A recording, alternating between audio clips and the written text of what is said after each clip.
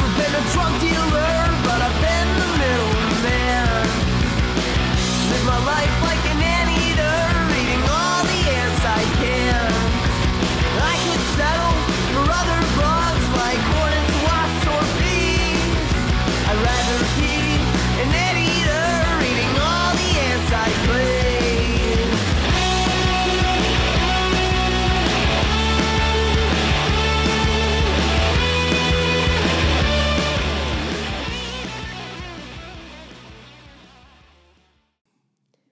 What's up, Fredonia? You're listening to the Local Lowdown on WCVF 88.9 The Voice and WDVL 89.5. The Inferno.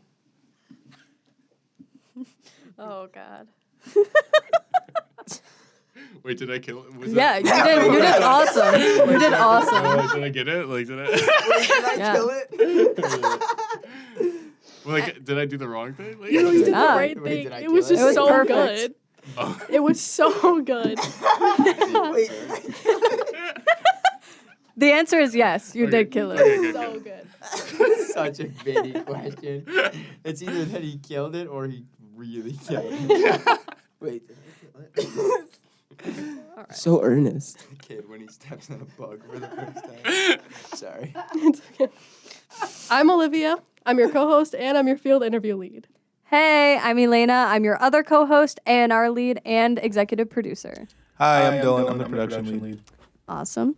Well, tonight's episode is brought to you by Fredonia Radio Systems in a group effort to promote and showcase the local talent in Fredonia as well as Western New York at large.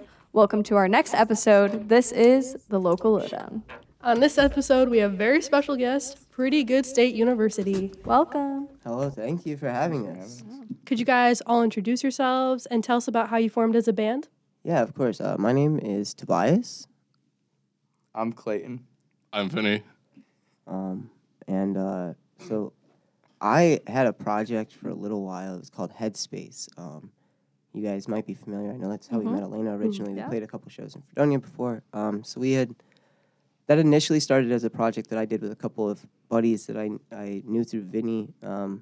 Vinny and I met back in 2018. We were both in Geneseo.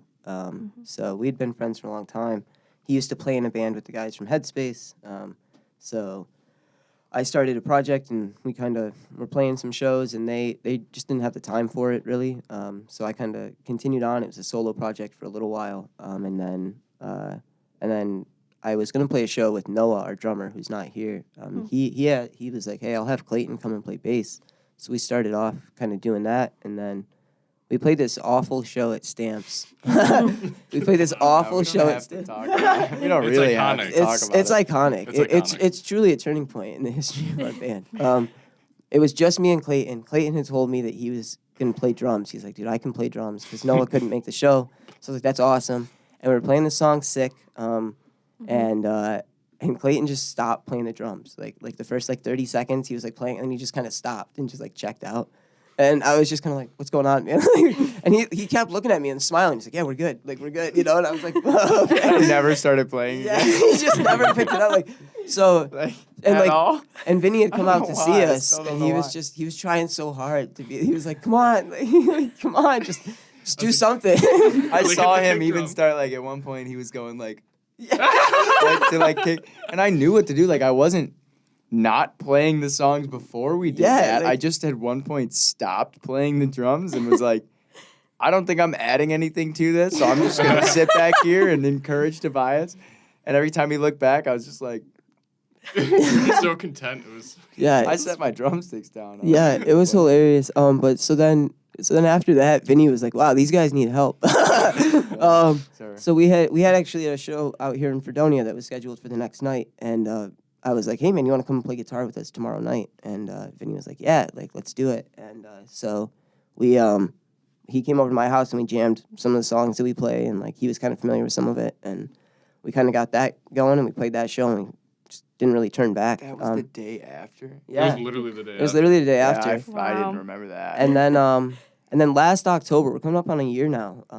Here in the next couple weeks, we decided to make the shift to the Pretty Good Sate University name, and that was kind of a culmination of a wild idea that Vinny and I started during COVID. Like we were hanging out a lot during quarantine, and one night we were just joking about how people kind of perceive us as like these goofy stoners, and Vinny was like, you know, it's really funny too because we both went to like pretty good state universities. You know, like I went to UB and he went to, and I was like, dude, that's hilarious, Pretty Good Sate University, and it was just kind of this like wild idea that we had. We made this whole lore. Like, we made a trilogy of films and material. Yeah, of like- concept. We had concepts of a film going. And, Yeah. Like, it was just, As you should. Yeah, exactly. It was just Yeah. this like really zany out there kind of concept, and like it was always shifting. Like we were like, oh, it's a series of movies, and we were like, oh, it's a band, and we were like, it's a TV show, and like it was just kind of this like it was a multimedia experience. it's a multimedia experience. It's all of those. Yeah. No stone left unturned. Yeah, exactly. So that's kind of how we just kind of were like, oh, it'd be fun to have one kind of all-encompassing creative project. And as we were growing into what Headspace was, I think we all kind of realized like, hey, we really care about this, you know, and it no longer felt like it was my project. Like Headspace was something I started because I wanted to kind of make my music. And it got to this point where it was like, oh, these aren't my songs anymore. Like I play them by myself, like when I'm practicing at home or something, and it's like, oh, that doesn't sound right without Vinny on guitar, or without like Clayton's vocals and stuff. Like, so I think once we kind of realized how serious we were as a band, how much we kind of like all were like, yeah, we all are kind of invested in this. We were like, oh, I think it's time to make it PGSU and make it something that's a little bit more all of ours instead of just Tobias's Headspace. So I think that's kind of how we wound up where we are now. Awesome. Yeah.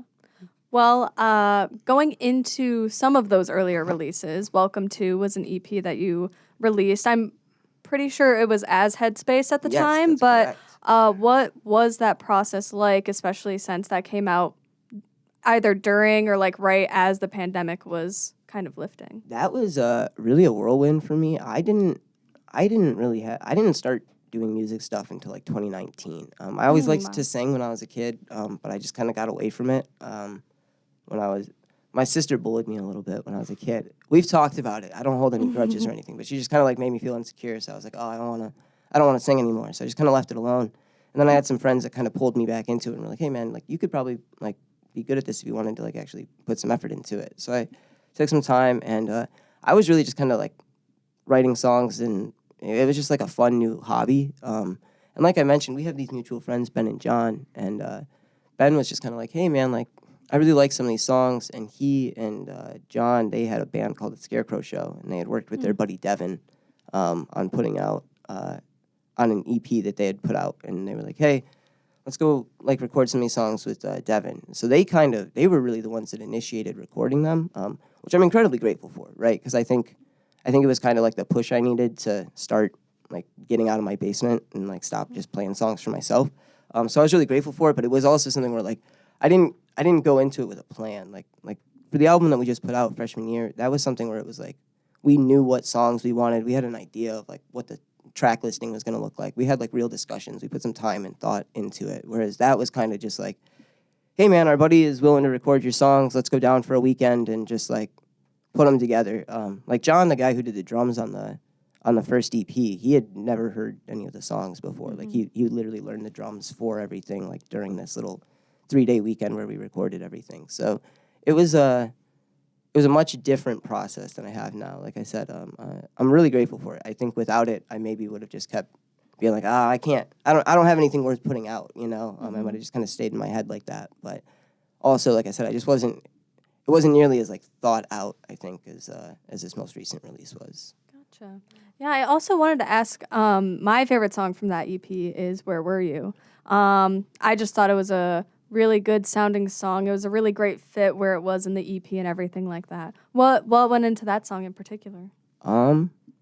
Honestly, that was the first riff I ever wrote where I was like, oh, cool, man. Like I can play something on guitar. I even still to this day, I just do a lot of power chords, right? I'm like a Nirvana Green Day guy.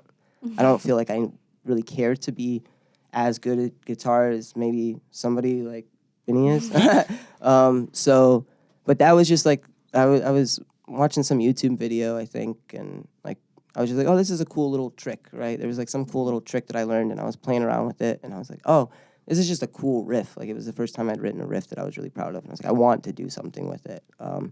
And for me, whenever I write a song, it's always I always just find a line that I like, right? And that one has the like, where were you when the earth was swallowed up by the sun, which is like my personal Right. favorite line in that song. And so I was like, oh, that's a cool line, and I like this riff. And so then I just try to find what fills in. It's the same thing. We have a song called Anteater off the most recent album, and that song, the opening line is, I've never been a drug dealer, but I've been the middleman, and I just thought that was so cool. I thought of it one time, and I was like, oh, that's great. So I needed other stuff around it. So that's kind of how I typically approach is I just get like, oh, that's a cool line. What can I do with that thematically? And that's kind of where you came from. Is I was just like, where am I gonna be when like everything like falls apart, and the whole world gets swallowed up? And then from there, it was just kind of like, okay, cool. Like, I think it's a happy song though. I think people who maybe haven't heard the song, they might take what I just said and be like, oh, that's a sad song. But I think it's like a happy kind of. I hope to be singing a fun, peppy song when the world gets swallowed up. So I like that. So earlier, you guys mentioned the multimedia experience that is Pretty Good Sate University. What inspired you to go so in depth with the lore of Pretty Good Sate University? It all really kind of happened during like that quarantine night because we had like different guitar sales. Like we worked at like 2 different music stores, but we worked roughly the same hours during quarantine, and we'd always hang out afterward. And in his uncle's basement at the time, and we were just riffing around because like once like the phrase "Pretty Good Sate University" came up. Do you guys know like the movie Repo Man, where like it's got like Emilio Estevez in it and stuff? Not quite sure offhand, but yeah, and like so like we sort of came up with this whole world sort of off the vein of that, where it's like everything's labeled just pretty good milk, pretty good this. They go to Pretty Good Sate University, but everything else is normal. It's like they never mention that anomaly or anything. That's just how it is. And then it just grew, and we had this whole subplot, like with half fictional caricatures of like our friends and stuff like involved in the story. And so like once it came time to finally apply that concept to like what this became as a band, we were like, let's just go all in on the lore. Like, let's start laying it on. Yeah. It's so fun to peel back the layers, like going through the Instagram and everything, just like, gotta add this to the list. Yeah. Your way with words. yeah, it's just like Vinny said. It just sort of was something where the concept we just thought was so easy to do something ridiculous with, but that also was so grounded because like most, like especially in today's day and age, like most people are going to get a college education. You know what I mean? Right. And so most people can kind of relate to that. And I think for me personally, I don't want to speak for everybody else, but I think for me personally, part of it is like a lot of the punk music that came out of the early 2000s has this kind of like, I want to be in high school forever vibe, right? Like you listen to Blink-182 and like they kind of want to be teenagers forever, which is like cool. I love Blink-182 forever, but I think setting ourselves in this kind of like, oh, well, we want to be college students forever, kind of. You know what I mean? It's a little bit more of like a matured take on that same vein of punk music where we get to kind of be ridiculous and over the top and do a bunch of bits and joke around, and then just kind of bring it back to being like, but it's pretty good music, Yeah. So It's pretty good. It's pretty good. It's pretty good. I like that. Yeah, and we were even talking before this interview, so I know this. But you guys seem to really enjoy movies and just like television and all that in general. So I was curious to see if it had some sort of movie relation to it. Out of curiosity, do any of your songs have like any direct a good movie question. connotations that you feel? Nothing direct. I just kind of take stuff. The 2 songs that we have on the album, parts 1 and 2, both of those were written separately during individual watch-throughs of The Good Place. And there's a part after Chidi in the show like has his memory erased. He Kristen Bell's character is sitting there, and she just kind of breaks down, and she asks Janet, who's like this all-powerful, knowing thing in the universe, and she's just like, "What's the answer?" And Janet's like, "What do you mean?" She's like, and she's just like, she just lost the love of her life, right? He just sacrificed himself for the good of all of humanity. It's like this beautiful moment. She's just like, "Tell me the answer," right? Like, just like the answer to everything that makes it all okay. And like, I was just kind of like, oh man, like that's what those songs are, right? Is it's just sort of desperate plea to something out there to just like tell you an answer. So that's one that like I think I know directly came from like a TV show.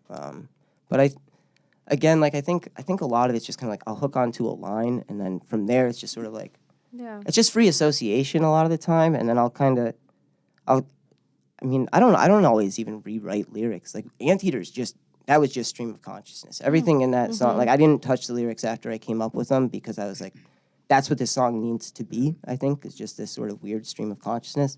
Other times I'll kind of go back and forth and be like, maybe this would be a better way to phrase that, maybe twist those words around a little bit just to have a lot of times it's because I'm a pretentious writer and I'm like, oh man, I think this is so smart, and like maybe other people don't notice it, but that's kind of typically the process that I approach it from. So it's not usually that I'm like, oh, this thing inspires me and I want to write a song about it. It's usually more so like a part of something just kind of like clicks. And I'm like, oh, puzzle okay. pieces. Yeah, exactly. And then it just sort of rapidly dominoes from there. I'm like, oh, that'd be a cool thing to write about, I suppose. Nice. I wanted to switch it over a little bit.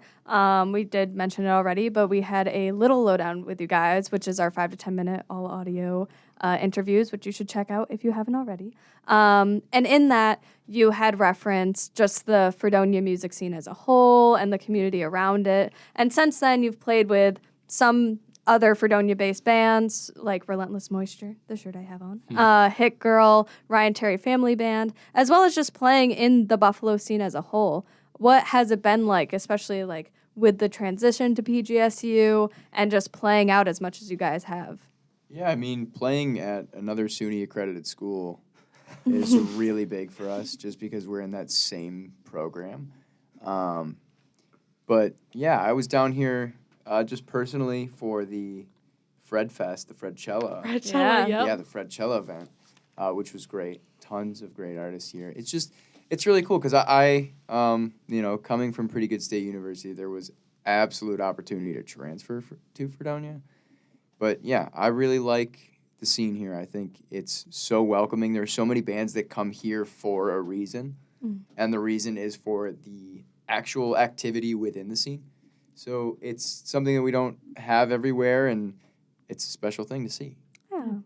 Shout out Clayton Duffy and the 80Hers. Oh, yeah. Yeah. I don't know if that's still a thing anymore, but we are still rocking with my name as it is on my government ID.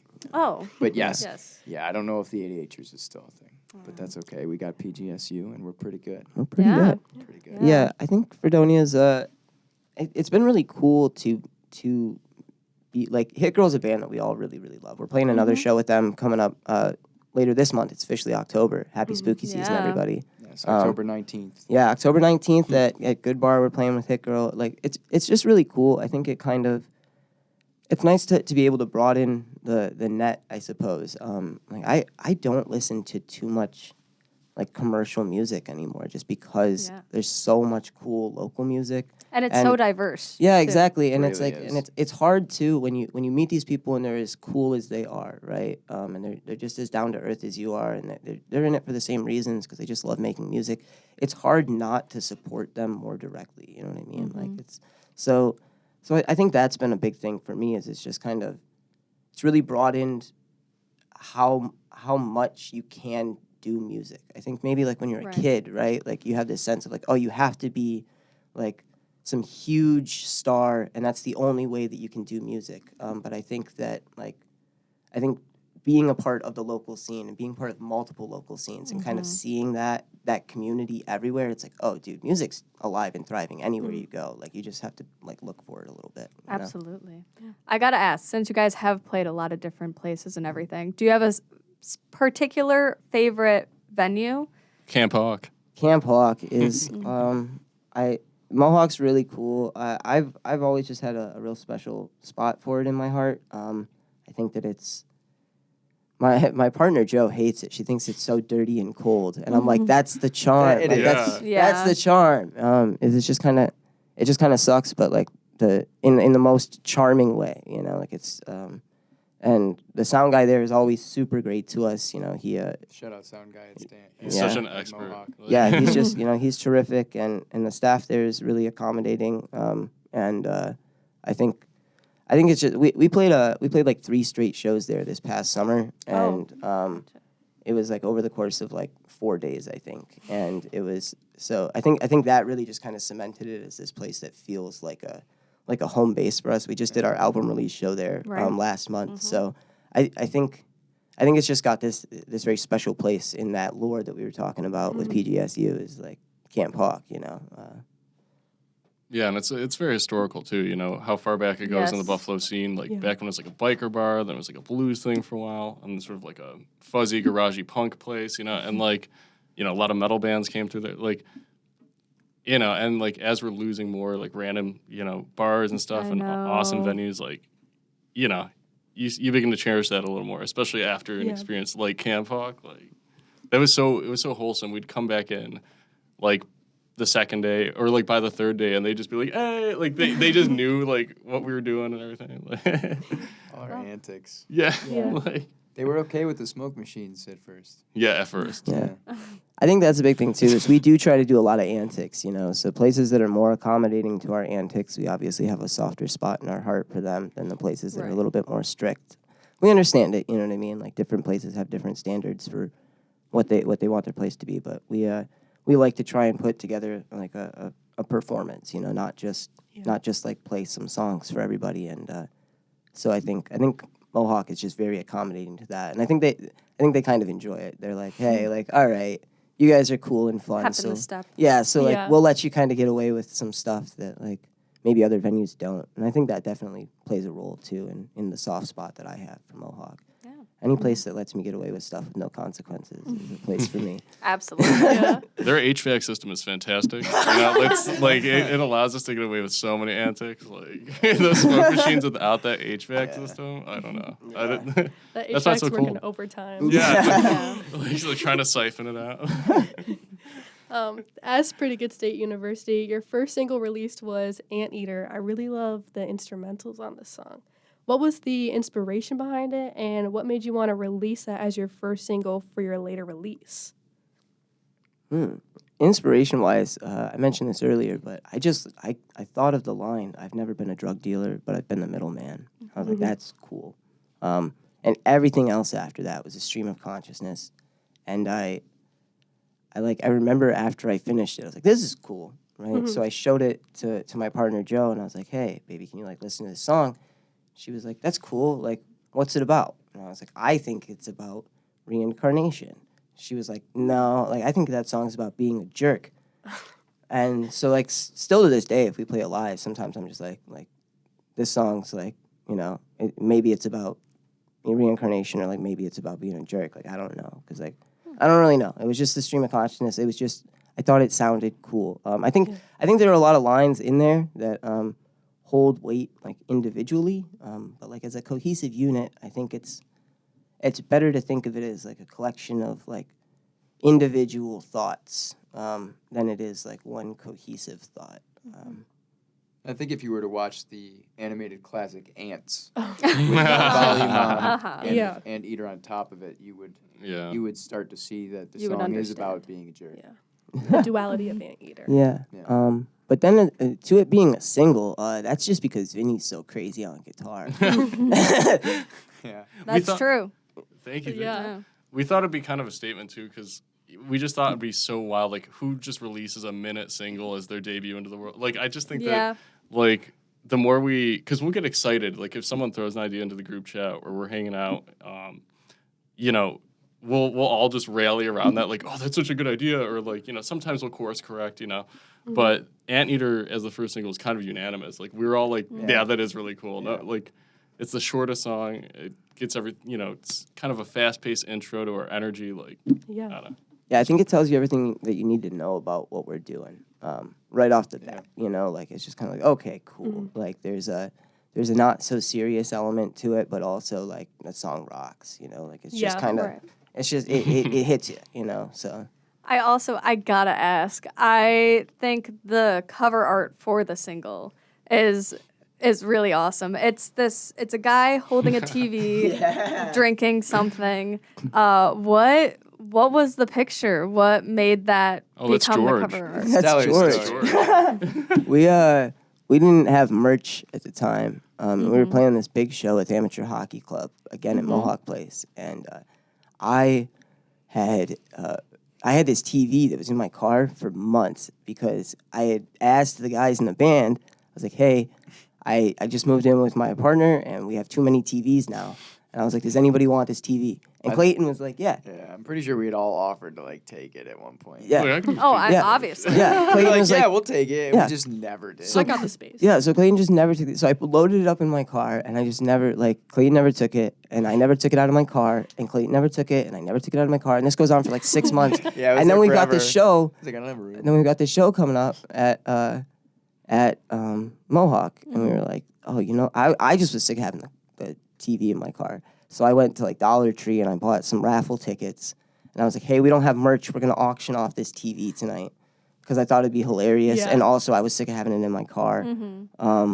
So we just we signed the TV. Yeah, we drew all over. Yeah, it. we drew all all kinds of over. inside the jokes. Yeah. screen and everything. We wrote our not the screen in the middle, but Yeah, around the edge. the And border. we had all the names to the songs that we played that night. I Yeah, think, we and wrote all out our signed set list on it. and we That's just- actually kind of awesome. Yeah, it it was was really cool. Bunch and- of inside jokes. Yeah, so then we auctioned it off, and the guy who won it, George, who's a buddy of Matt Foote's in Amateur Hockey Club, and he was like, it was so funny too because he did not want to enter the raffle.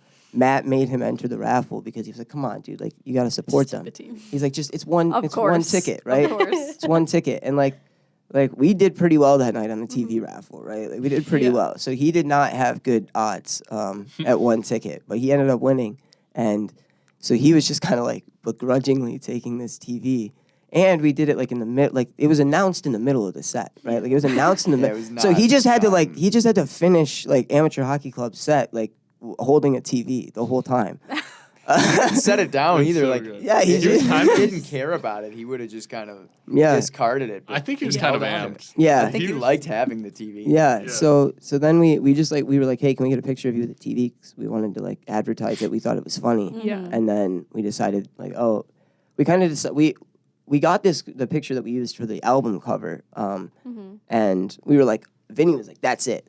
That's the album cover right there when we got that picture. And so then I was just kind of okay, cool. I like that. Let's use candid photos from the last year of us being PGSU as the singles. And that one just felt so instantly iconic, of him holding this PGSU TV that we got.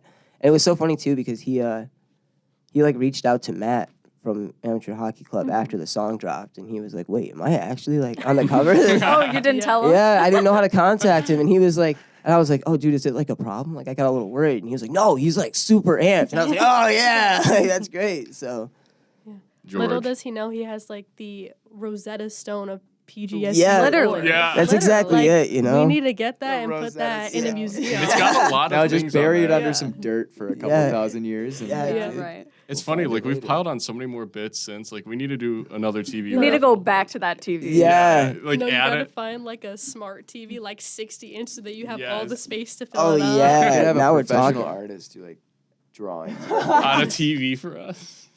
Screen is unusable, but there's a picture of us on it. I was still one of the best nights we've ever done. We got T-shirts now, and we still haven't made as much money off of T-shirts as we did off That that TV did really well for They some love reason. the TV. Because we've Like, done more raffles.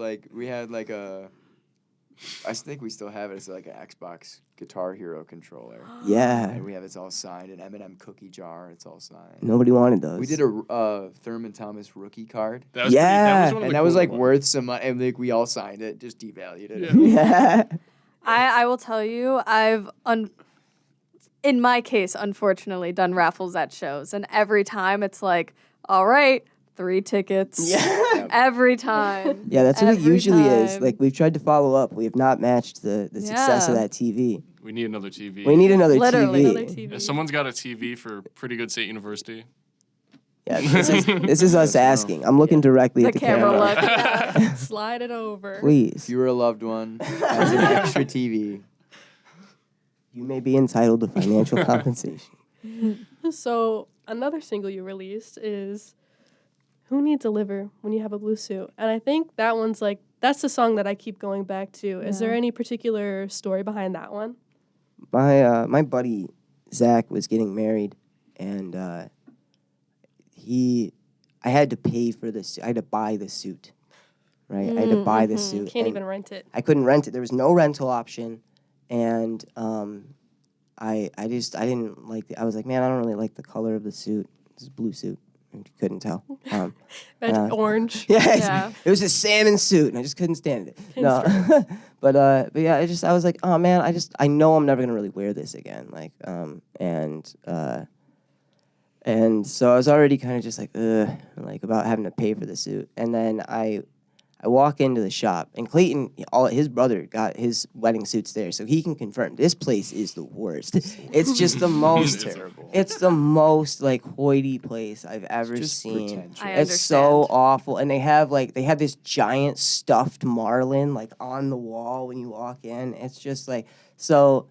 And I like walked in and I had a pair of Vans that was like falling apart, and I had like I wear a lot of crop tops in like the summertime, and they all like every person there. It's like there's like a ring store next to it, right? Like it's like a one-stop shop.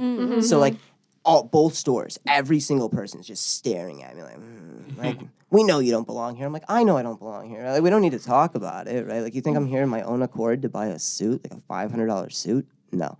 And so I text Joe, and I'm just like, hey, like I do not belong here, right? And she was like, why? So I just like sent her a snap of like everything that was like going on in there and all these like stuffy people.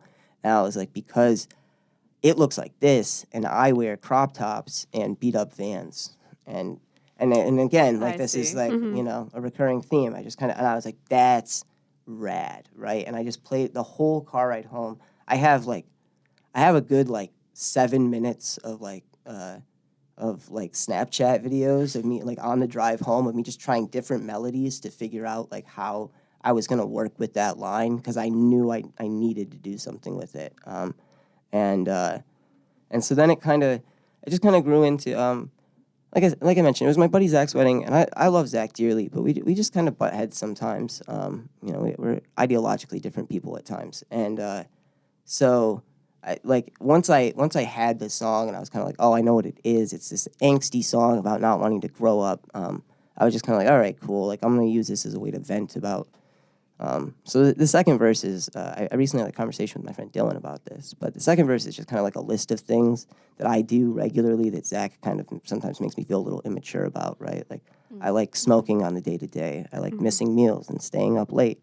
And these are just things where he's kind of like, when are you gonna grow up? You know, and the whole song's like, I'm not neener, you know, like Yeah. I don't want to wear a suit to your wedding. So yeah, that's kind of where that came from. Is I just was throwing a temper tantrum about the fact that I had to buy this suit that I didn't want to wear, and I was like, I hate having to be a good friend, you know. Like, and I was like, I hope my friends never fall in love again, so I don't have to buy suits I don't want. And I think it turned into a really great song. I think we all, within that little group of friends that was in the wedding party for that wedding, I think it's just kind of a special song for all of us, because in a way, I hope he recognizes the love that's in it, and in a way, it's kind of like a wedding gift for me to Zach. It's like, hey man, like I made this song because of you, and I know it's a little angsty and a little bratty, but it's just because who I am as a person. But it was just sort of this like ode to my friends, while also being like just a really good old fashioned like I don't want to grow up pop punk song. Yeah. Well, it is a great one. Like I said, Thank it's the one I walk away humming along to all the time. Yeah. Thank you. But all of this has led up to what we've been talking about, which is the album that you released this past month called Freshman Year. Goes along with the theme. We've talked a lot about like your writing process and everything like that. But what went through this project in particular, and like even the recording process of all of this too? Noah. Yeah, if I could say, I was just gonna say Noah. Noah really- Logan. Noah Logan. Noah Logan. Noah Logan is our drummer, and he is the glue of this Producer band. extraordinaire. He's our producer. He's the guy that he thinks of all the little stuff, right? He's the guy that's like, hey, make sure we do this or that, because it's that small thing that'll make us seem that much tighter. It'll make us that much more professional.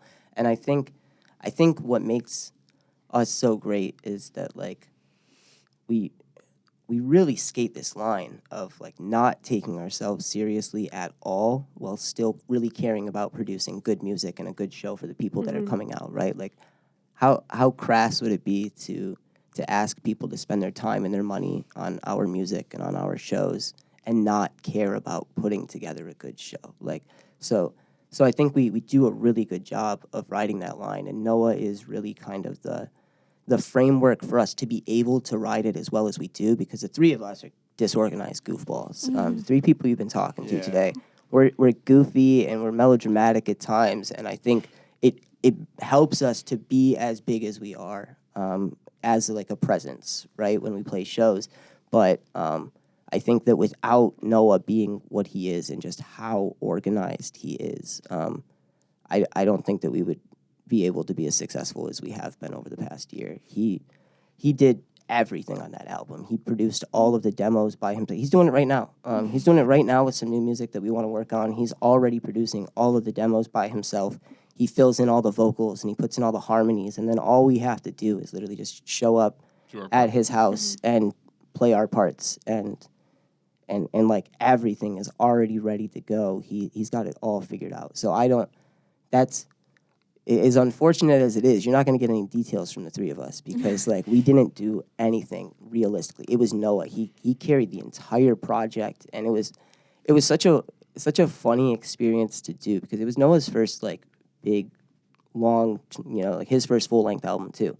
And so there would be times where like we would kind of just like, we'd be in the group chat and we'd be like, hey, like, like, how's everything going? And we wouldn't hear from Noah for like a week or two, and we'd get a little worried, because we're like, hey, like we've got this album, like we already have like a release date all set, like we want to make sure everything's like.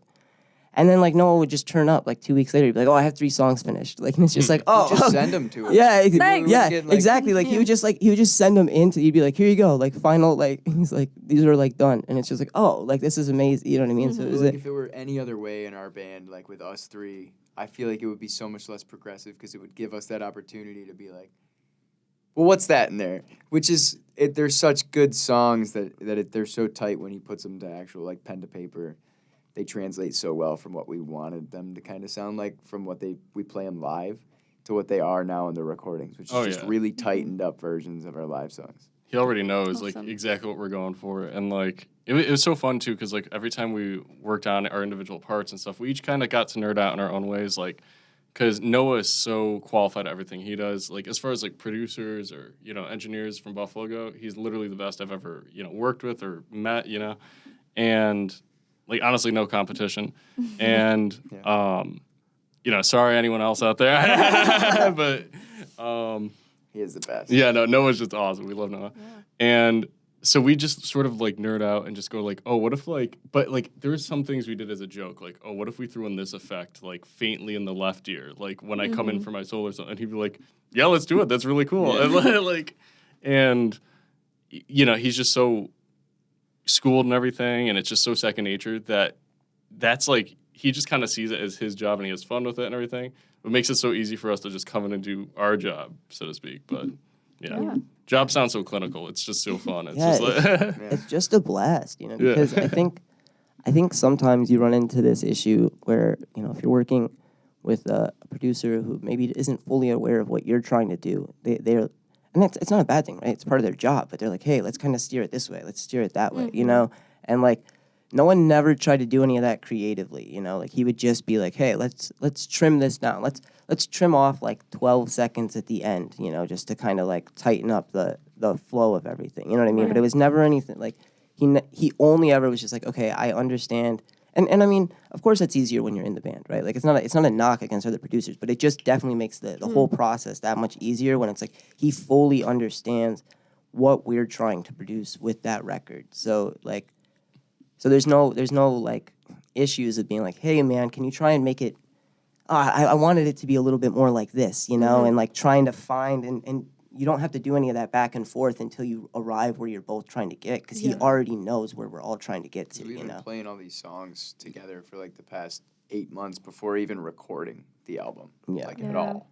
So that helped, everyone to just be able to just show up and know where the album was going and where it was currently Yeah. in the recording process. Yeah, and it was so funny too because anytime we'd catch something that like, oh, maybe we could tweak this or something. Like when we'd reach out and he had already noticed it. He had a plan for. He's like, I'm already He's like, working on the we're doing remaster. this Like, live, so- yeah, he's so cool. Yeah. But yeah, I wasn't knocking anyone. I was No, professing yeah. our love for Noah. Yes. He just Thank gets you, it. Noah. Yes, thank You're you. awesome. How long did the recording process take for this album? Well, like actual time where we were like, all right, let's sit down and commit to it. I'd say it's like 5-6 months maybe. I think we really like back in probably like March, right? I think around like March is when we really were the like, March tone. yeah, we were Yeah, like, the hey, March like tone. let's actually try to, because a lot of these were. We don't always we don't make a lot of time to practice. We just trust each other to practice individually, and we, it works for us most I of the time. commend you. Yeah, Yeah. exactly. So it's just kind of it's how it operates best with our schedules, and so Noah just again, this is what I mean about him just doing these little things, right? Noah took it on himself to put these demos together, to send to all of us, just so that we had like a consistent thing to practice to, right? Here's a recording that you can all practice to, just to make sure you've got the timing and everything down. And some of them were just, he was just playing with them because he likes to do this stuff, it's what he went to school for, and so he likes it. And so he just kept playing with these demos until eventually some of these demos sounded really good. And like, I was kind of in this spot where I was like, oh man, I always have looked at recording and releasing music as something that's wildly self-indulgent. I like some of the songs I write. I think they're cool, and I can't listen to them unless I record and release them, right? Like, I have to sing them, gotcha. right? Like, it's like I don't want to have to sing my songs all the time. Sometimes I just want to be able to, like, hear that song because I think it's cool, objectively, not Yeah. not because I made it, And so I was like, I would, like, listen to some of these, and it was, like, the Noah attentives, and I was like, oh, man, yeah, like, these sound good. And so then I think we just kind of, like, got to a point where Noah had demos of, like, everything that we had, like, made already. And so it was like all we really have to do is like plug and play. Like, we all have to just show up, do what we've been doing for the last at that point, last 6 or 7 months. And so I think that, like I said, I think back in like March, maybe April is when we really sat down and we're like, all right, let's do it. Like, let's actually. So like I said, it's kind of it's 5 or 6 like focused months, but a while as far as Noah kind of just like playing around with the demos that would become what we released as the album. And it was sort of like scattered too. Like the first one we really all started with was actually like, it's funny because the 2 simplest songs were the ones that we hit the ground running with and just like recorded. Because we all got together to practice, I think, one day. And then they handed me a Telecaster. They're like, "You're recording Maturity," and I was like, "Okay." and that's where it all started. And then we did Anteater, and we actually had those like recorded for months, like with all of us on it. And we had all just been nerding out in the group chat, like, "Yo, we need to drop Anteater. Like, can't wait." And like, yeah, I think and that's then, when we like started playing it twice live. because it was like, because that started at Elmwood Porch Fest, because the mic wouldn't work. the mic wasn't working the first time, and we were Yeah. like, how funny would it be if we just did it again? Yeah.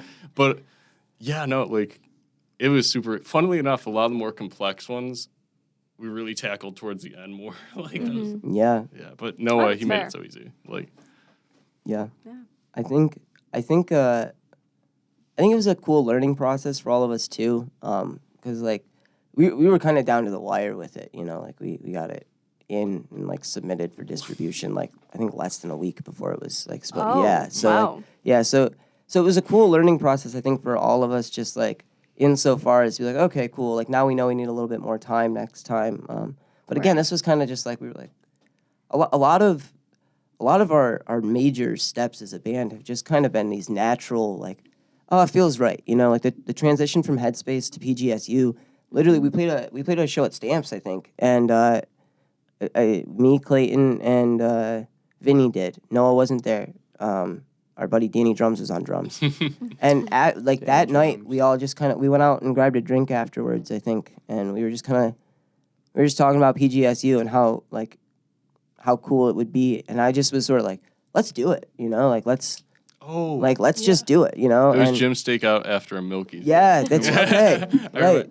You're like, yo, can we just do it? Yeah, we were all just talking about it. I was like, you know what, and I think maybe there was some part of like Clayton and Vinny that were like, oh, all right, like this was a funny, like we were all out and having some drinks, but then like the next morning I posted we woke like up to the new Instagram. yeah, I had taken everything down off of Instagram, and the first thing that I posted was like this PG. It was like rated PG. Yes. I'm not gonna lie, I was pretty stoked for it. It was, because it felt like was a new just- movie. Like it felt like a new era. Yeah, because it's for like, all of us. and it was also kind of cool. It's like, oh yeah, we made that name. That was like, Yeah. like in your basement. Yeah, That's that's cool. exactly it. It just felt right. Like that night, it was just like, yeah, dude, we're not Headspace anymore, are we? Like we're something new and different, and I like to think better. That's my personal opinion. I think that this is a better project because it's just, I think we're all more fully invested in it, and it really is all of ours, and we get to have fun with it in that way. And it's great to hear something like that, and then also like be able to go to this album. Truly, I love this album. I think it's a really great collection of songs. You guys did really well on every single song, so congratulations. Thank you Thank so you so much, much. really.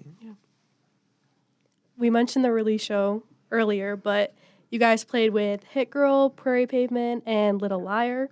The set was also filmed by shout out Shepherd Moon Studios, who did a phenomenal job. Oh yeah, What was it like playing all these songs live at an album release show? that was so fun. That day was It was a magical day. it was a perfect day. very Friday the 13th. Yeah, it was Yeah. Friday Yeah. the 13th, and we had this like insane yo-yo effect was all horrible. day where like Bad luck, good luck. bad luck, Emotional good, roller yeah, coaster. like yeah, it was our first time really like putting together our own show. We hadn't done all the work of putting together our own show, so it was just like a lot. For anybody that's never put together your own show, like you are going to underestimate how much you have to do when it comes time to do it, and so there was just a lot of stress, and there were just so many little things when you're already stressed that kind of prick the balloon a little bit. But then also we would just have these really like serendipitous moments where everything came together so well, and so I don't think we could have asked for like Clayton said, I don't think we could have asked for a better day. For all the ups and downs with it, it just like I think it was everything it needed to be, and we kicked in that show, dude. Like that, we played so well. If you watch that Shepherd Moon video, it's nuts. I just think that we all had this chip on our shoulder the whole night, where it was like we want to play like a really good show. We're like it's our album release. We're gonna make it as big as we possibly can. We had this ridiculous like football intro where we're running out on stage. Yep. Yeah. We had our smoke machines going at full blast. I was We're just like, gonna mention. Just Yeah. a wall of Yeah. Marshall amps. yeah, just like- exactly. Like we really wanted it Streamers to and be balloons everywhere. It was- big. We wanted it to feel like you were going to a show, not just like to go see a band. We wanted A it spectacle. exactly, and I feel like we delivered. Like I feel like the crowd was really into it. I feel like looking back at it, it's something that I can watch and just be like, yeah, that's as cool as it felt when I was up there. Like I'm really proud of that show. I think top to bottom. All of the other bands were incredible, and they just brought a lot of energy. The crowd was really great. Again, Mohawk is just one of our favorite venues, and they were super accommodating. So it was just it was a lot of fun. I got to kick a skeleton clean in half. It was 5 feet tall. It was also. 5 feet tall, but I kicked it clean in half. I didn't That mean was a to. good kick. I didn't mean to, but like we had this skeleton, and we just thought it'd be funny. Clayton literally called me from Walmart. He's like, they have a 5-foot skeleton, and it's only $30. He's like, and I was like, buy it. Like there was literally zero hesitation. I was like, buy it. What do you mean? Like, why are you even wasting my time with the phone call? And so we had it like seated on the stage, and during our Mr. Spooky breakdown at the end, we were all kind of moshing into each other, and I kicked it, and my goal was just to kick it off the stage, but I kicked it so hard that the top half literally broke off the bottom half, like clean at the spine, like at the pelvis. So I mean that's cool, right? Like have you ever kicked a skeleton in half?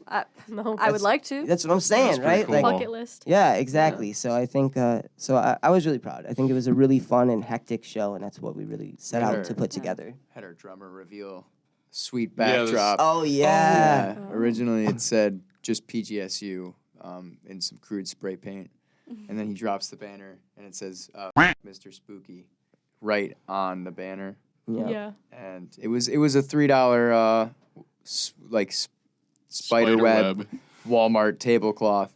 However, it did go over swimmingly, and the gaff tape held. Yeah. Wonderful. That gaff tape. What brand It is holds Gaff. everything. Yeah, literally just the gaff. Gaff It was official. it was so funny too because whenever we play Mr. Spooky live, we've kind of added this like ranting, raving element at the beginning, where I just kind of go off and the band jams around me, and I just free association, whatever's been bothering me that week, and I just kind of rant and rave about it.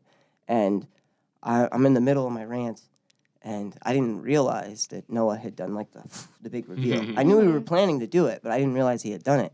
And the whole crowd just is like, Yeah. right? And I'm like, what did I like? For a second, I'm You like, said something. I'm like, what did Almost I did. say? Like, I'm like, oh man. And then I turn around, and I'm like, oh, that's why they're cheering. They're cheering because the banner just got revealed. So I did want to ask, do you guys have any advice for any other band that is working to make their own album release show or like book a show themselves? Make sure your friends are there, Yeah. like in the band with you. Make sure you have the album ready. yeah, Yeah, make sure the album ready. is Make it- released. Released. I think if I had one, I'm not a person that anybody should come to for advice. We'll start by saying that before anybody listens to me. But Same. I think if I had a piece of advice, it's just kind of like it's going to be a lot more time than you think it's going to be. I took the Friday of our show off from work because I was like, oh, it's probably going to be a lot, right? And I was like, trying to cram it all in after work is going to be too much for me. So I'm just going to take the day. Like, and even then, I still felt like I did not have enough time for everything I needed to get done that day.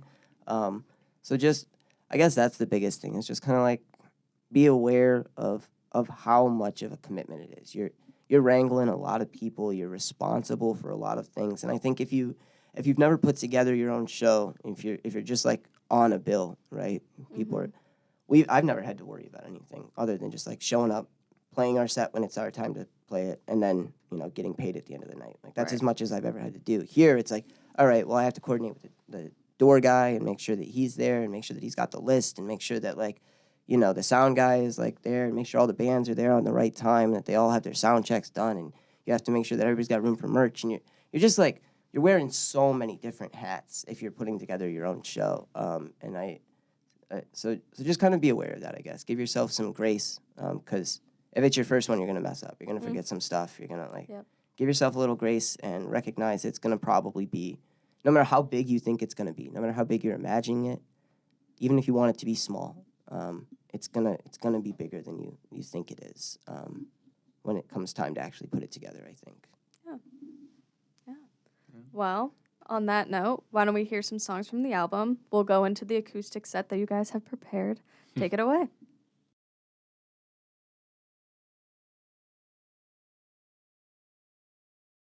So stupid, dude. All right. Hi, we're Pretty Good Sate University, and this song is a song about personal responsibility and forgiveness. It's called Maturity. Parentheses, that whole thing is the title. It's not just called Maturity. 1, 2, 3, 4.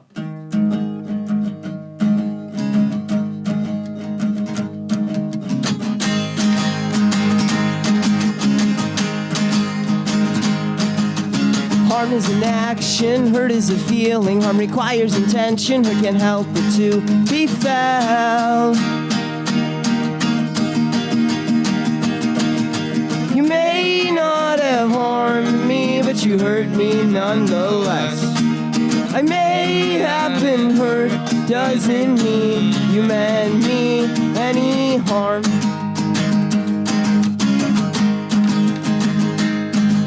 There's dirt in the driveway, dirt on the ceiling, dirt pumping in my veins, dirty old soul to sell.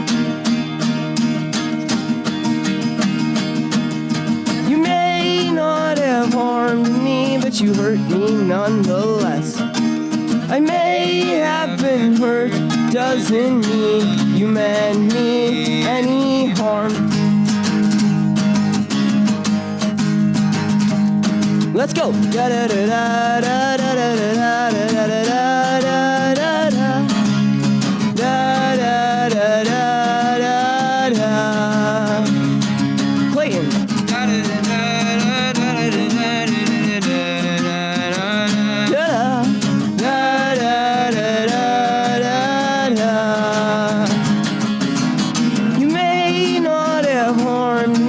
but you hurt me nonetheless. I may have been hurt, doesn't mean you meant me any harm. I may not have harmed you, but I hurt you nonetheless. You may have been hurt, doesn't mean I meant you any harm. Thanks. I think next on that list is a song called Sick, not to be confused. Woke up feeling sick again. Sick of myself, sick of my house, sick of my only friends. It's not winning if I'm winning with you. It's not sinning if I'm telling the truth. Woke up feeling sick again.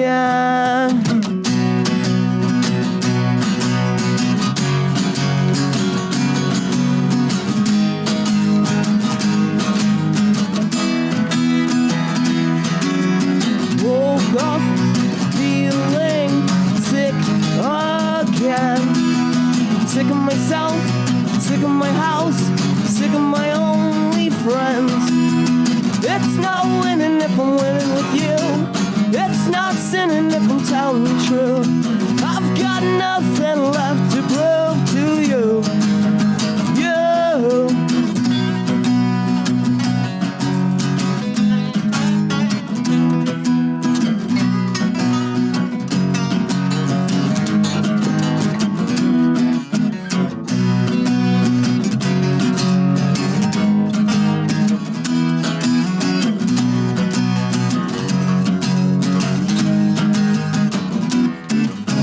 Late night, come home, and we're both drunk, and you're ticked off that I called you dumb, but it's not my fault that you don't know your left from your right, your head from your toes.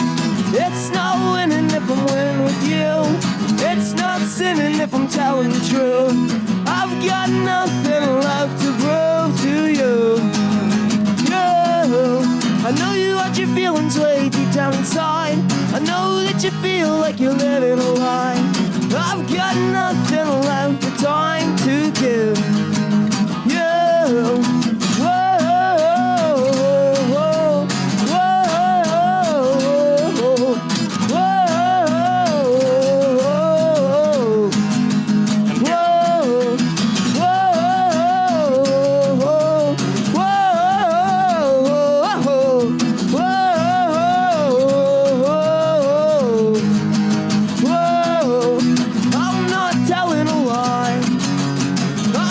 nothing but time.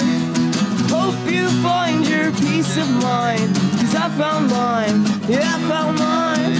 I'm not telling a lie. I've got nothing but time. Hope you find your peace of mind, 'cause I found mine, yeah, I found mine. I'm not winning if I'm winning with you. I'm not sinning if I'm telling the truth. I've got nothing left to prove to you. I'm not living if I'm living for you. I'm missing if I'm telling the truth. I've got nothing left to prove to you or anyone else.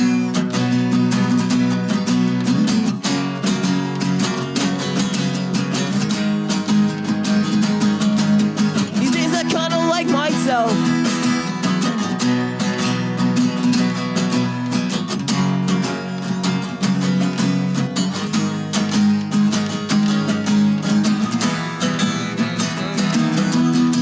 Woke up feeling sick again.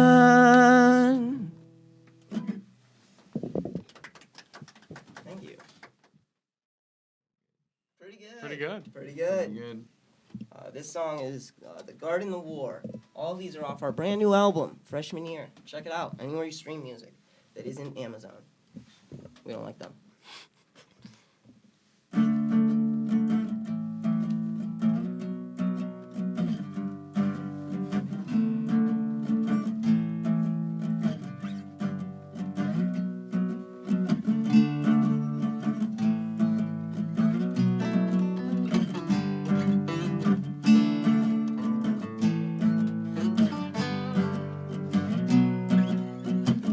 Walking in the garden with the sun upon my skin. My reflection in the water gets distorted by the wind. And it's nice to find some respite from the weight of all my sins in the garden of my mind.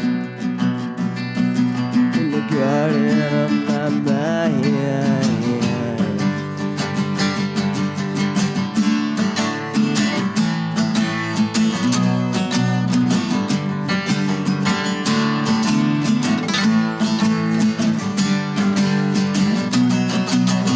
Sometimes life gets heavy, and sometimes life gets rough.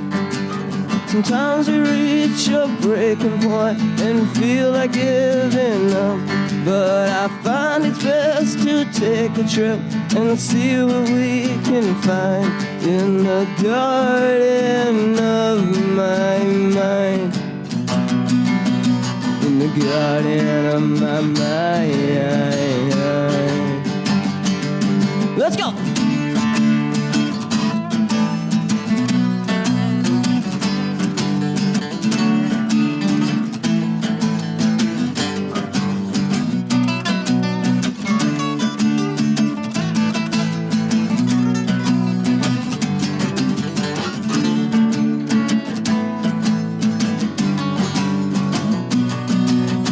In the garden I'm all alone, but I'm doing alright. In the garden of my mind. In the garden I'm all alone, but I'm feeling just fine. In the garden of my mind.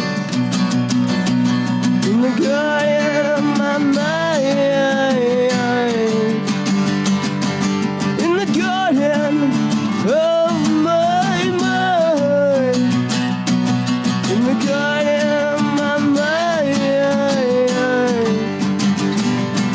In the garden of my mind. In the garden of my mind.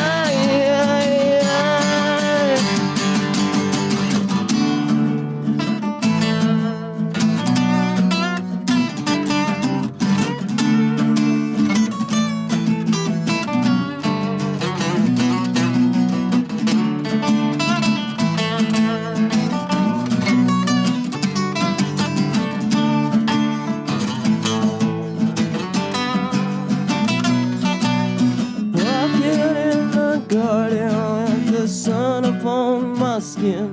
My reflection in the water gets distorted by the wind. And it's nice to find some respite from the weight of all my sins in the garden of my mind.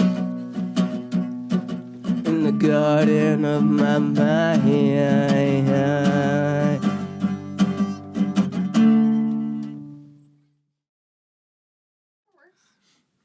All right, cool.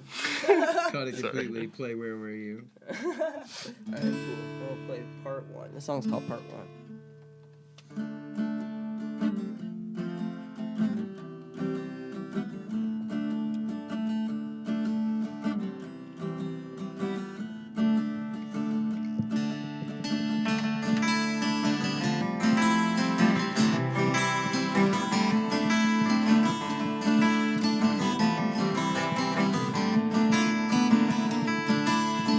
Tell me what you want, tell me what you need. Won't you tell me, please? Tell me all your hopes and all your dreams. Won't you tell me, please?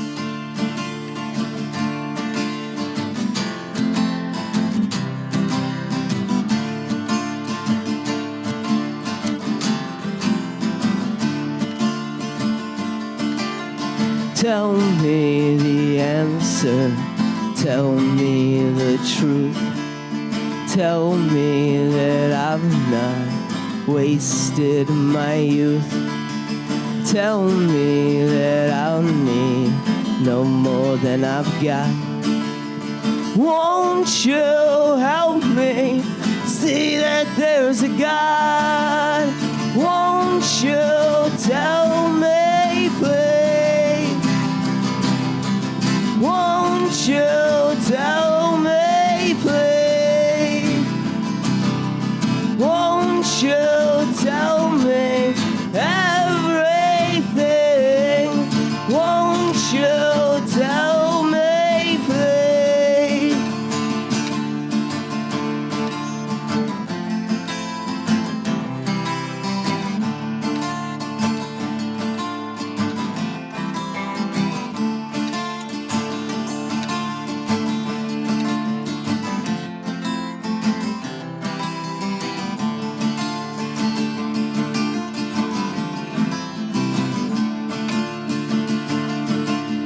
Da da da da da da da da da da da. Da da da da da da. Da da da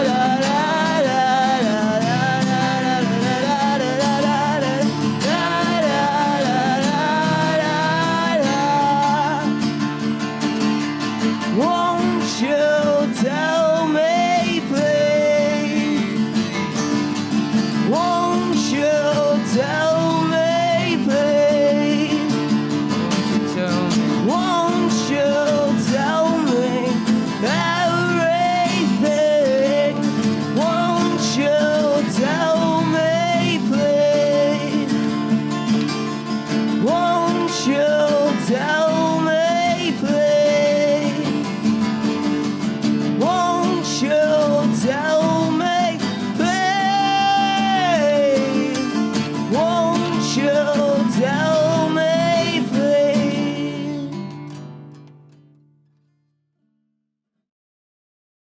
This song's called Who Needs a Liver When You've Got a Blue Suit. Oh, they know. Yo, That's we're what I like world to hear. famous, like Nathan's hot dogs. First time. First time? Call back. All right, cool. Here we go. What do we got?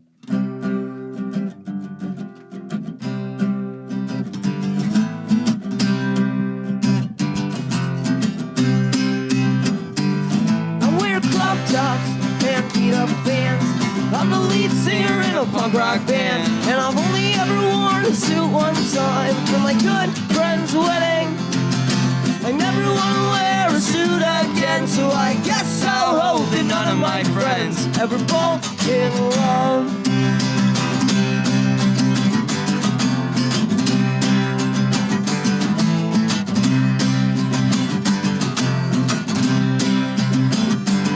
I like smoking on the day-to-day. I like missing meals and staying up late. I like joking about knowing the truth. I like wasting my time on my youth, and I've only ever worn a suit one time for my good friend's wedding. I never want to wear a suit again, so I guess I'll hope that none of my friends ever fall in love.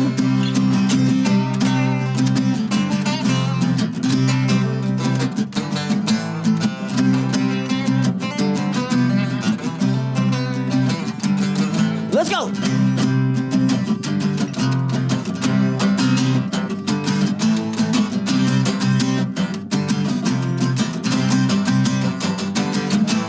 I've only ever worn a suit one time for my good friend's wedding. I never want to wear a suit again, so I guess I'll hope that none of my friends. I never want to wear a suit again, so I guess I'll hope that none of my friends ever make me wear a suit again, even if they fall in love. Yeah, that one was much better.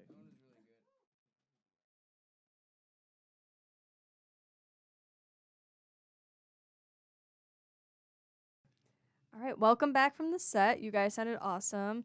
Awesome guitar solo. Yeah. I wanted to bring up a couple more questions.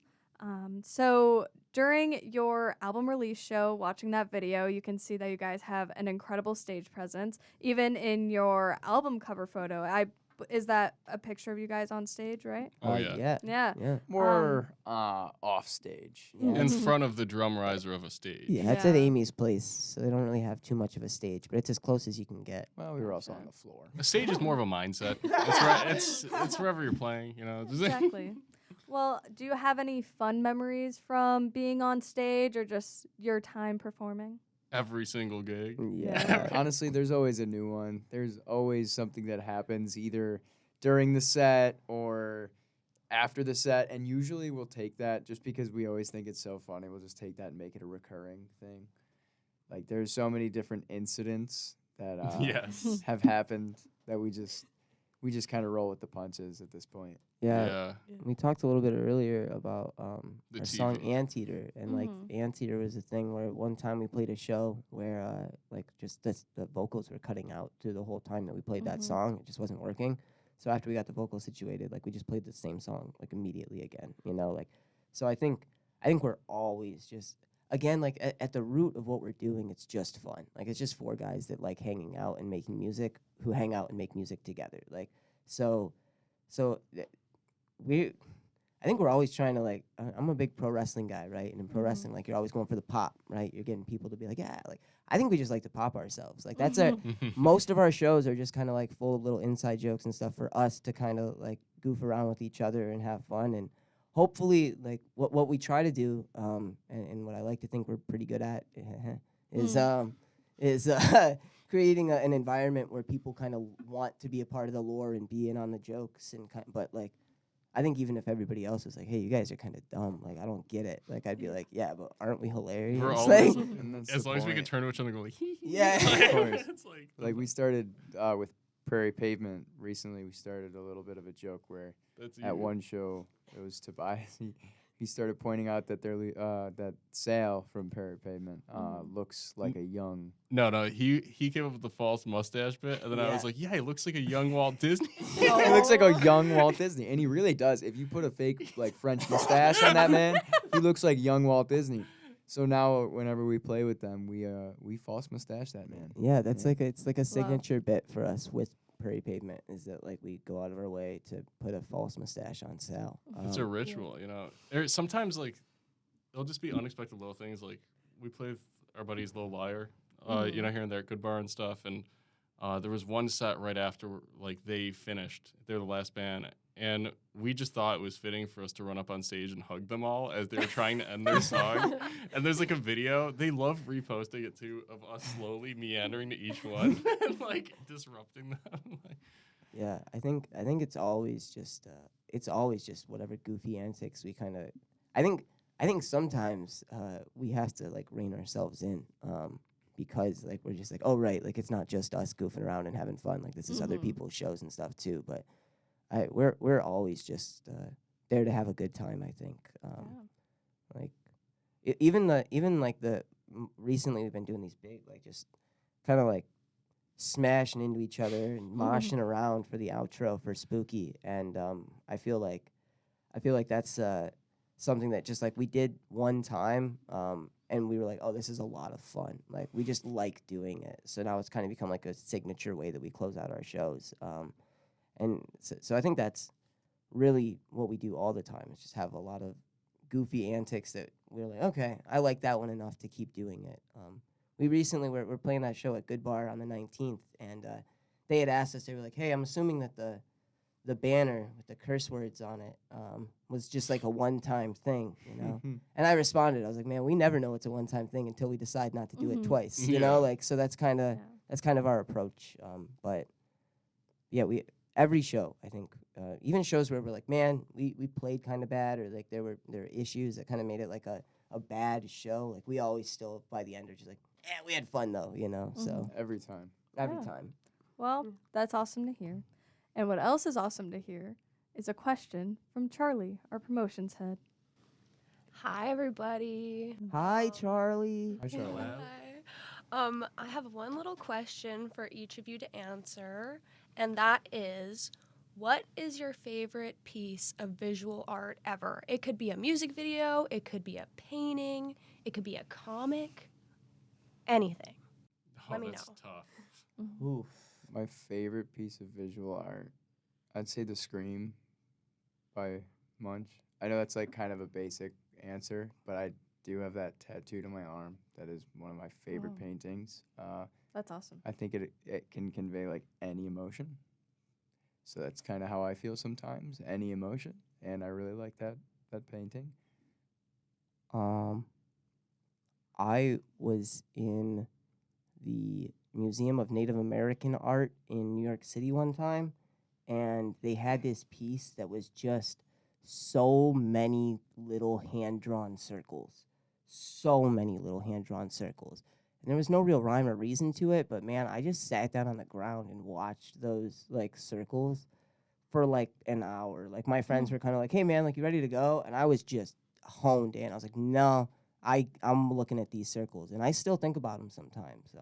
I don't know what the name of the piece is. I don't know who the artist is, but I think about those circles a lot. So that's probably my answer is the circles. Man, there's so many. I can't pick one. But as a little kid, I was always drawn to anything as far as like painters go or anything like that. Anything Salvador Dali related. I just love the surrealism. It kind of goes along with the Courage the Cowardly Dog personality. And like Very, very true. yeah, very apt. That's true. Very apt. So apt. And like but honestly, like I love like really great cinematography. It's just really tough. I mean, Eddie Van Halen's guitar is up there, the way he just striped it out and like painted it and kept changing the paint job. But yeah, like as far as visual like art goes, I don't know, like I really like the thing that I'm probably most currently passionate about is like when you watch a film like Taxi Driver and you look at like the way they block certain scenes, or like Martin Scorsese was like the cinematography. It's like, oh, The colors. Yeah, the color choice, or there's like a lot of symbolism with color. Like it appears in other movies too that you wouldn't expect. Like 10 Things I Hate About You, like the motif of green and red, and like how that plays off of each character. Like I just love stuff like that. Or like why he lingered in on a cup of seltzer like for like a second too long. You know, it's so I don't know. I love that. It's like what he's telling.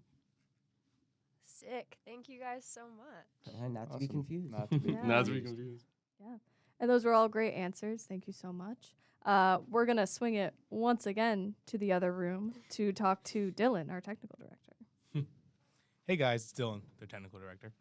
Hey, Dylan. Hey, Dylan. So recently you guys dropped some pretty great merch with shirts, pins, and various other things. What was the idea behind the designs? The Cool S is cool, man. Did you know that's what it's called? It's called the Cool S. Canonically. Like if Literally. you look it up, on Wikipedia, that thing's called the Cool S. And if you're like, what's the Cool S? It's the one you're thinking of right now. It's all the right? one you draw. It's the one you draw. It's the one you're already thinking of, and you're like, oh, like that's a cool S. My And, favorite piece of visual art. Yeah. Yes! That should've been our answer. Win. That's That's a the really best great answer. answer. That's But yeah, I think like the t-shirts it's a simple, straightforward design, and I think it kind of captures that like school kind of essence that PGSU has, right? Like, because I feel like everybody's seen that S graffitied on a desk or on like a bathroom stall or something at school sometime. Composite notebook. Yeah. So I think a lot of what we're trying to do is to just like find a middle ground between like the school kind of brand that we've created with PGSU and also just doing like outlandish, goofy stuff. Like we have stickers that say pretty loud, pretty hot, pretty good, because that's like our recent like tagline. Because we're pretty hot and we're pretty loud and we're pretty good. So like we kind of just the same way that we do with any of our bits that we kind of turn into part of the live show is like it's just sort of, oh, that would be a funny thing to do for merch, you know. That would be a cool little idea. So I don't think we have like a concentrated like, oh, this is going to be how we're going to market ourselves through our merchandise. But I think we kind of just capitalize on like, well, what would we want to buy? Like I would think that that's a cool sticker, and I would want to put that on like my thing. So I think that kind of guides how we approach merch. So do you guys have any plans for anything like upcoming? Oh boy, we made some big moves recently that I'm not entirely sure, genuinely not entirely sure how much I'm allowed to talk about. But Yeah, we got some cool stuff cooking at the Something moment. pretty good. Yeah, it's pretty good. It's pretty good. Pretty big. It's pretty big, Pretty pretty big. exciting. I We're not the don't. band that's like big things coming, but Yeah, that's. I mean. But big things coming. Yeah, like R&D. the pretty good things Yeah, coming. pretty at the good very things coming. least. Yeah. Oh, At there the we very go. least. Coming. Yeah. That's how we circumvent. You know? Yeah. That's how we circumvent it. Any visors? Ideally, Oh, I mean, pretty good visor. pretty good visors. visor. That could be really cool. I think. That could be pretty cool. I think Yeah. eventually, Yeah. if we were to segue into just designer Letterman jackets that have the cool S on the back, we could Mhm. kind of forego the music entirely and just make expensive Cool. jackets. My goal is to be like AEW and like pretend to be a band, but actually we're just a T-shirt company. I thought you said A and W. No, I was thinking of root AEW, beer. All Elite Wrestling, right? They pretend to be a wrestling company, but they're not. They're actually just a T-shirt company. Yes, Whoa. correct. A wrestling company? Yeah, like you know the WWE. Like a wrestling Oh, promotion. oh, Yeah. okay. Like a- AEW is like they're a competitor to the WWE, Yes. and a common criticism amongst the online wrestling community. That's just what you get for bringing me on your show. is that AEW is like a T-shirt company because like their wrestling's a different style than what WWE does, and they move a lot Got of it. T-shirts. So I just want that's kind of like my business model is I want to not focus on the music and only focus on the T-shirts. Yep. It's all about the money. It's all like- about it's the all money. about- Yeah. Right, right. Like, Madonna, who's selling 25? Who's selling tickets for $75? Well, we mentioned merch, but are there any upcoming shows or music releases that we should look out for? Yes. Yeah, October 19th is the next show for Pretty Good Sate University. Like we said, we're upstairs at a good bar, and we're going to do a costume contest in the context of Halloween. Yep. So in that spirit, definitely if you're coming out to that one, dress up. Yep, that one's going to It'll be be our fun. Halloween spooktacular on October 19th. We're pretty excited. We just booked our first show out in Rochester for awesome. December. So that's going to be December 14th. I can't remember the venue off the top of my head. Flying Squirrel, I think is Oh, what it's yeah. called. Yep. Yep. And so we're playing there. We're pretty excited about that. And I think that's about it for what's on the calendar at the moment. I think with all the pandemonium around the album release, and then we played Music is Art the week after we dropped the album, and I think it's been a little nice to kind of have some time to recoup afterwards. So I think we're enjoying kind of I think we're just taking we're excited to play the shows we've got coming up, but we're also just like we're not driving ourselves to play as many shows as we have like throughout the summer. I think we really played a lot of shows, so we haven't really filled up the calendar quite as much as we have this summer. But we've got a couple that we're really excited about coming down the pike. Awesome. Well, congratulations. Thank you. Well, that concludes another episode of the Local Lowdown. Thank you guys for coming on. Yes, thank Thanks. you. Yeah, thank you guys so much for having us. We really appreciate it. Yeah. And thank you for listening to the Local Lowdown on WCVF 88.9 The Voice and WDVL 89.5 The Inferno. We'll catch you next week, same time. Same place. Bye. Pretty good. Pretty good. Walking in the garden with the sun upon my skin. My reflection in the water gets distorted by the wind. And it's nice to find some respite from the weight of all my sin in the garden of my mind. In the garden